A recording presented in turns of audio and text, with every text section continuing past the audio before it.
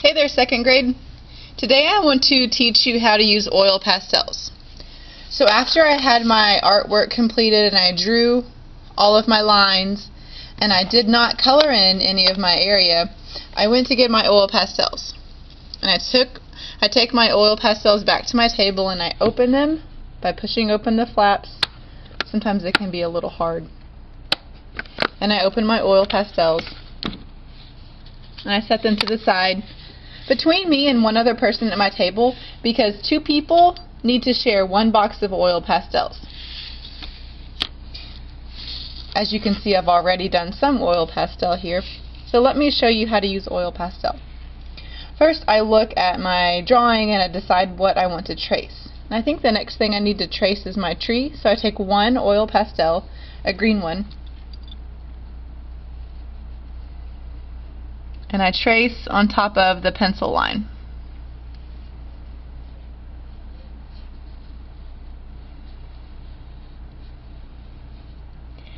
And then to make it darker, I trace a second time. Or maybe even 3 times.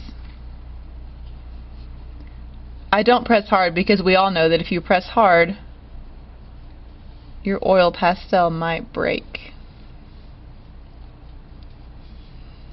An oil pastel is basically a fancy crayon. It has some oil in it. And you'll see next week when we learn how to use watercolor paints why oil pastels are important for this project. Notice I did not color in with my oil pastel. I only outline on top of my pencil. Now here's a quick little tip for you.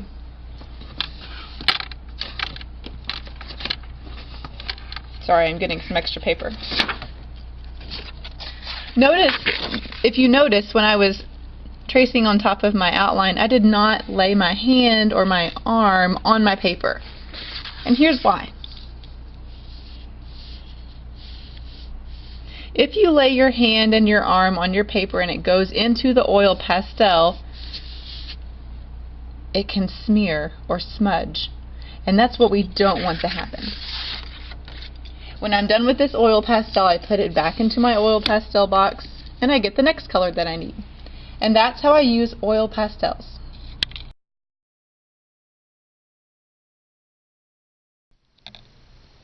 Now I'm going to teach you how to use watercolor paints. After I'm done with my oil pastels, I put them away and I make sure that I have my paint palette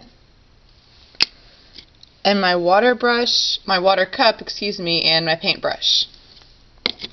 And when I use watercolor, this is what I do. I get my paintbrush a little bit wet, and I can tap it off on the side, but what I don't do is tap it really hard because that gets everyone's paper around you all wet. So I get just a little bit of water, and I mix my paint with water until there's a lot of water in my paint. Sometimes I have to get more water. See, look at that, it's getting nice and watery.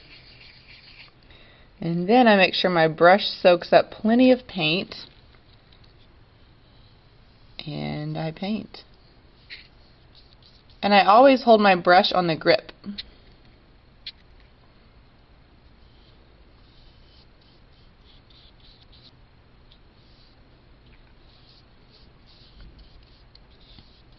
And when my paint starts to get clear, then I get more paint.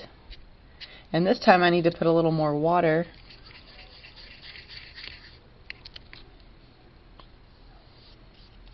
I paint every area green that's on the bush.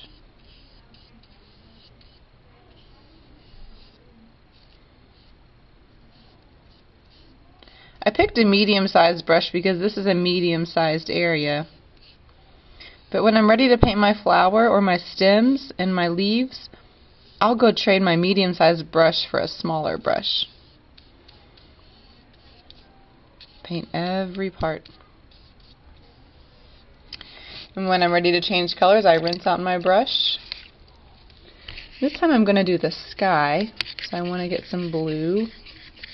I know it looks like the blue is running out, but it's actually not. There's plenty of blue here on this side. I just have to get it wet.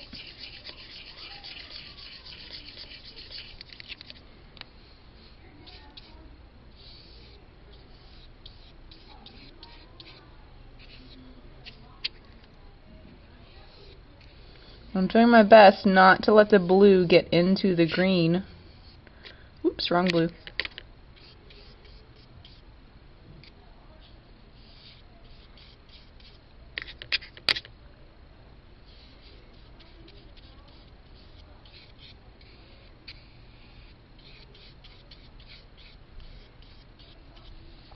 And I would keep going to fill in all of my blue sky.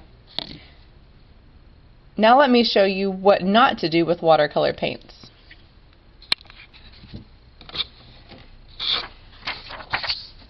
Here's how I don't use watercolor. I don't get a whole bunch of water and paint and make a big blob, because it doesn't look good and it will take forever to dry. That's what I don't do. Also, this is what I don't do.